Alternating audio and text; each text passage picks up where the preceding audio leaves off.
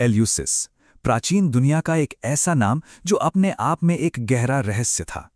सोचिए, एक ऐसी जगह जिसके बारे में सब जानते तो थे, लेकिन उसका असली मतलब बस कुछ ही लोग समझ पाए थे।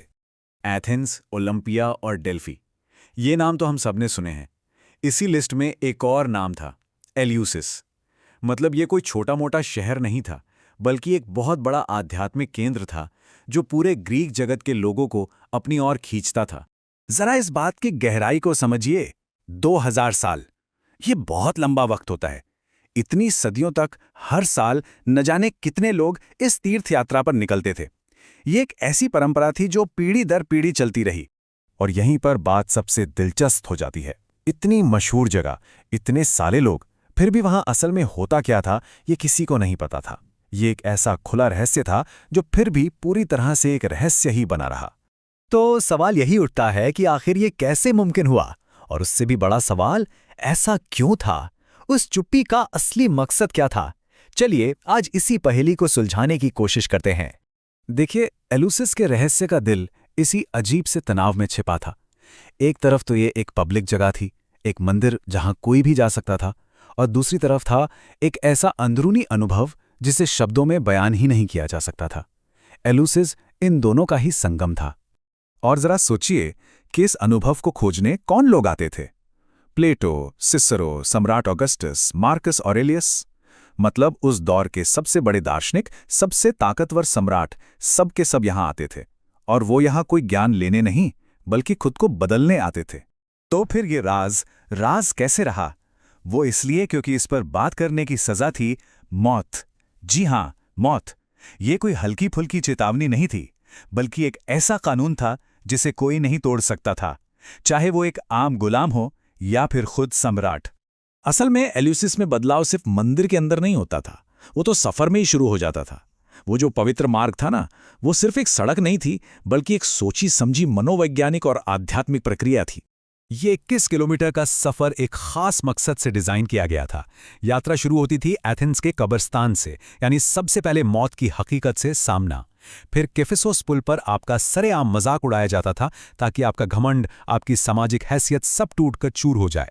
हर पड़ाव का एक ही मकसद था, आपकी रोजमर्रा की पहचान को मिटाना, ताकि आप एक नए अनुभव के लिए पूरी तरह तैयार हो सके।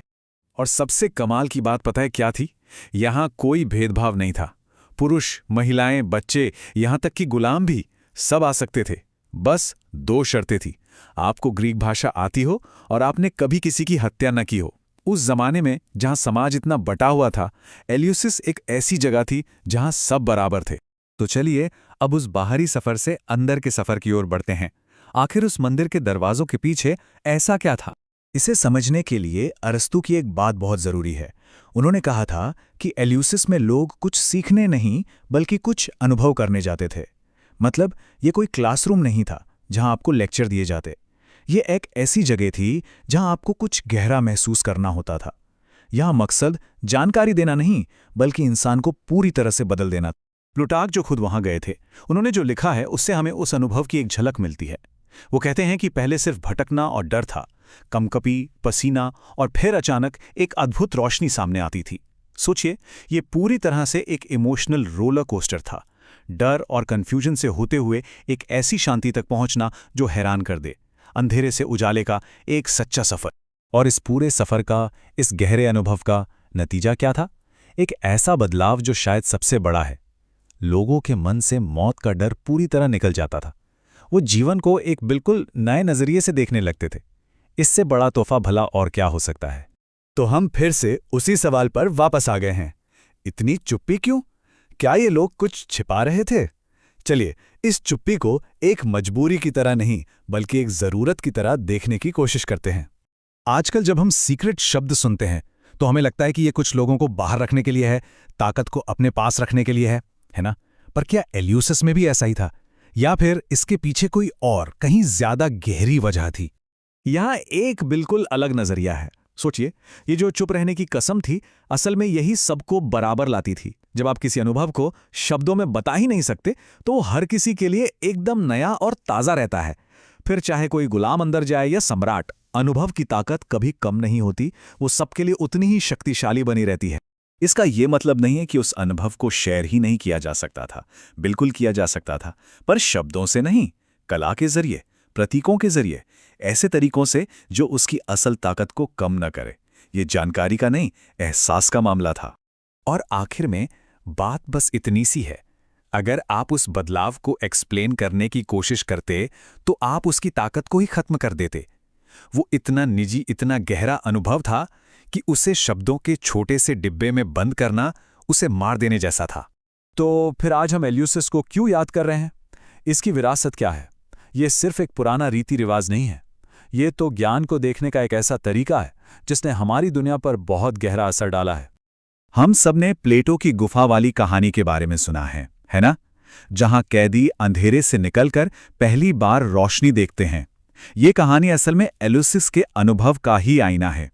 एक ऐसा सफर जो अंधेरे और भ्रम से निकलकर एक अद्भुत प्रकाश की ओर जाता है। और ये सफर आपको खुद तय करना होता है, कोई आपको इसके बारे में बता नहीं सकता।